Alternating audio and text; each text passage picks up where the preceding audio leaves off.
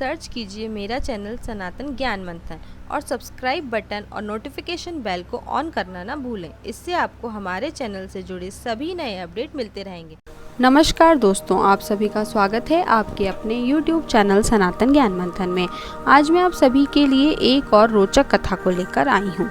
अगर आप किसी भी देवी देवता या स्थान के बारे में जानकारी प्राप्त करना चाहते हैं तो हमें कमेंट बॉक्स में ज़रूर बताएं और इसी तरह हमारी वीडियो के माध्यम से जुड़े रहिए अपनी धर्म और संस्कृति के साथ।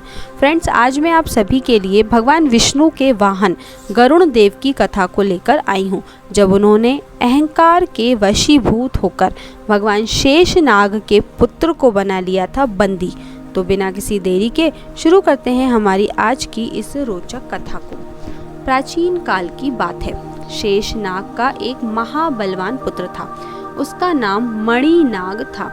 उसने भक्ति भाव से भगवान शंकर की उपासना कर गरुण से अभय होने का वरदान मांगा।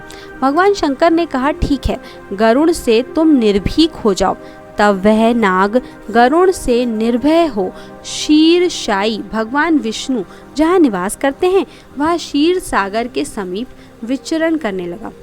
उसकी इस प्रकार की धृष्टता को देखकर गरुण को बड़ा क्रोध आया और उसने मणिनाग को पकड़कर गरुण पाश में बांधकर अपने घर में बंद कर दिया। इधर जब कई दिन तक मणिनाग भगवान शंकर के दर्शन को नहीं आया तो नंदी ने भगवान शंकर से कहा, हे देवेश, मणिनाग इस समय नहीं आ रहा है। अवश्य ही उसे गरुण ने खा लिया होगा या बांध लिया होगा। यदि ऐसा ना होता तो वो क्यों नहीं आता? तब नंदी की बात सुनकर देवाधिदेव भगवान शिव ने कहा, नंदी, मणिनाग गरुण के घर पर बंधा हुआ है, इसलिए शीघ्र ही तुम भगवान विष्णु के पास जाओ और उनकी स्तुति करो। साथ ही स्वयं मेरी ओर से कहकर गरुण द्वारा बांधे गए उस सर्प को यहाँ पे ले आओ। अपने स्वामी भगवान शिव का वचन सुनकर नंदी ने लक्ष्मीपति विष्णु के पास जाकर उनकी स्तुति की और उनसे भगवान शंकर का संदेश कहा। भगवान शंकर का संदेश और नंदी की स्तुति सुनकर नारायण विष्णु बड़े प्रसन्न हुए। उन्होंने गरुण से कहा, हे गरुण, तुम मेरे कहने से मणिनाग को बंधन मुक्त कर नंदी को सौंप दो। सुनकर गरुण क्रोधित हो गए। अहंकार में आकर कह दिया कि स्वामी अपने भृत्यों को पुरस्कार देते हैं और एक आप हैं जो मेरे द्वारा प्राप्त वस्तु को भी हर लेते हैं। हे केशव, मेरे बल से ही आप दैत्यों पर विजय प्राप्त करते हैं और स्वयं मैं महाबलवान हूँ। ऐसी डींगे हाँकने लगे। गरुण की अहंकार पूर्ण बातें सुनकर भगवान विष्णु ने हंसते हुए कहा, पक्षीराज, तुम सचमुच मुझे पीठ पर ढोते ढोते दुर्बल हो गए हो। हे खग श्रेष्ठ, तुम्हारे बल से ही मैं सब असुरों को जीतता हूँ और जीतूंगा भी। अच्छा, तुम मेरी इस कनिष्ठिका की उंगली का भार वहन करो। यह कहकर भगवान विष्णु ने अपनी उंगली गरुण के सिर पर रख दी। उंगली के रखते ही गरुण का सिर दबकर कोख में घुस गया और कोख भी दोनों पैरों के बीच घुस गई। उसके समस्त अंग चूर चूर हो गए।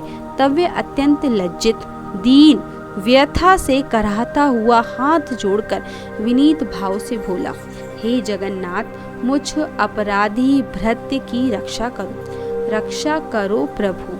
संपूर्ण लोकों को धारण करने वाले तो आप ही हैं। हे पुत्र वत्सल, हे जगत पिता, मुझ दीन दुखी बालक की रक्षा करो।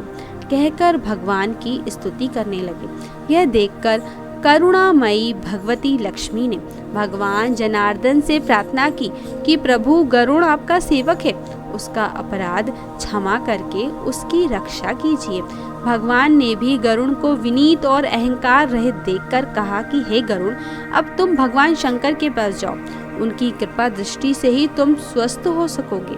गरुण ने प्रभु की आज्ञा स्वीकार कर नंदी और मणिनाग के साथ मंद गति से भगवान शंकर के दर्शन के लिए गया। उनका गर्व दूर हो चुका था। भगवान शंकर का दर्शन कर और उनके कहने से गौतमी गंगा में स्नान कर वह पुनः वज्र सदृश देह वाला और वेगवान हो गया और उसके शरीर से और आत्मा से अहंकार का भी नामो निशान मिट गया। तो आज के लिए बस इतना ही दोस्तों।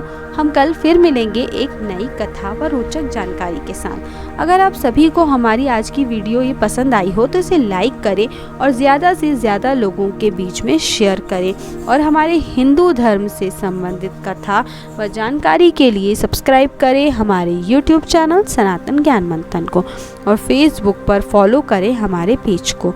अब हमें दें इजाज़त। धन्यवाद दोस्तों।